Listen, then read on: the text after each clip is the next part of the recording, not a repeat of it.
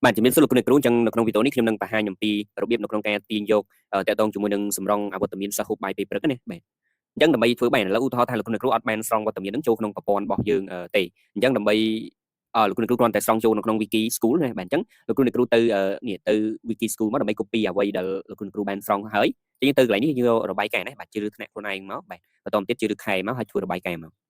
បន្តទៀតលោកគ្រូចុចទាញយកនេះជា Excel ណាបាទដើម្បីងាយស្រួលកែ save វាមួយមកបាទហើយចុចបើកវាមកអញ្ចឹងកន្លែងនេះលោកគ្រូ copy វាពីត្រឹមឈ្មោះណាចាំពីត្រឹមឈ្មោះនេះរហូតដល់ថ្ងៃទី31ក៏បានដល់នេះក៏បានដែរណាសាច់តែចិត្តទេបាទអញ្ចឹងយើងអូសមកដល់ក្រោមមកបាទ Control C វាមួយមកហើយយើងទៅប្រព័ន្ធរបស់យើងណាដើម្បីស្រង់បានយើងចូលកន្លែងជំនួយ wiki នេះវាមានជំនួយមួយបាទអញ្ចឹងលោកគ្រូនេះកន្លែងឈ្មោះនេះយើងចុចមកស្ដាមមកយើង paste ចូលមកណាបាទយើងយក paste វាជា value មកអញ្ចឹងគឺវាបានណាអញ្ចឹងនេះអញ្ចឹងគឺសិស្សដែលឈប់បាទ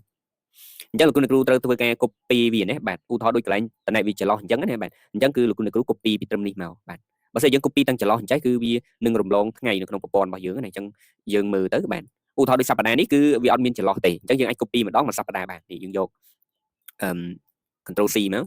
បាទ copy មកនេះយើងអាចចុច mouse ស្ដាំលើតំណែងមកដើម្បី duplicate វាឲ្យបាន2មកយើងងាយស្រួលក្នុងការធ្វើការបានលឿនបាទឥឡូវខ្ញុំចូលទៅតំណែងខ្ញុំភ្លេចបញ្ចប់អញ្ចឹងចាំខ្ញុំបញ្ចប់តាមក្រោយ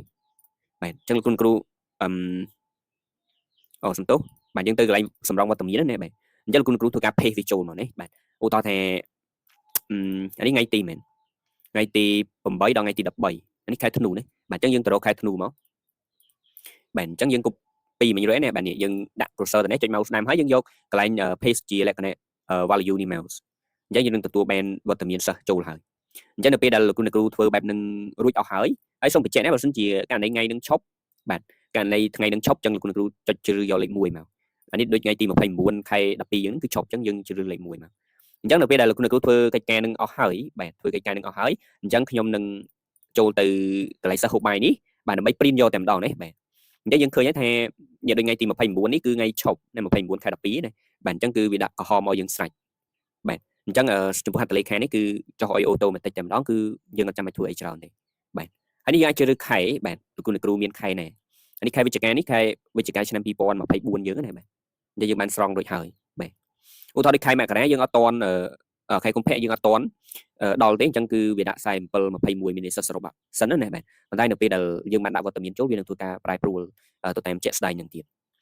របៀប print លោកគ្រូ select នេះបាទចុច select ពីប្រជាជនកម្ពុជានេះមកអូសមកដល់ក្រោមមកហើយបន្តទៀតលោកគ្រូយក Control P ក៏បានបាទកន្លែងនេះយើងយក select នេះបើស្អីយើង select ហើយកន្លែងយើងយកกระดาษ A4 មកបាទហើយតើយើងយកបញ្ឈរវាមកណា landscape នេះសំទោស portrait បន្តទៀតលោកគ្រូឃើញវា2 select គោលបំណងយើងចាំបានមួយ select នេះអញ្ចឹងយើងយកកន្លែងនេះ fit to height អូខេអញ្ចឹងនេះយើងទទួលបានមួយ select ហើយអញ្ចឹងគ្រូអាច print ចេញបាទមានបោះត្រែមានអីស្រេចនេះដោយសារតែកន្លែងនេះកន្លែងតកតងនឹងព័ត៌មានទូទៅនេះគឺសំទោសកន្លែងតកតងជាមួយនឹងឯព័ត៌មានទូទៅហ្នឹងគឺយើងបានបញ្ចូលត្រែនយុណាបាទហើយរបៀបបញ្ចូលត្រែលោកគ្រូចុចនេះណាចុចលើcell នេះមកបន្តទៀតគ្រូចូលទៅ insert ហើយយើងយកកន្លែង image នេះយើងយក insert image បាទហើយចុច browse នេះមកហើយយើងចុចជ្រើសរូបសញ្ញាមកណាបាទអញ្ចឹងវានឹងទទួលបានហើយបាទនៅក្នុងវីដេអូនេះមានតែប៉ុណ្្នឹងសូមអរគុណសូមជម្រាបលា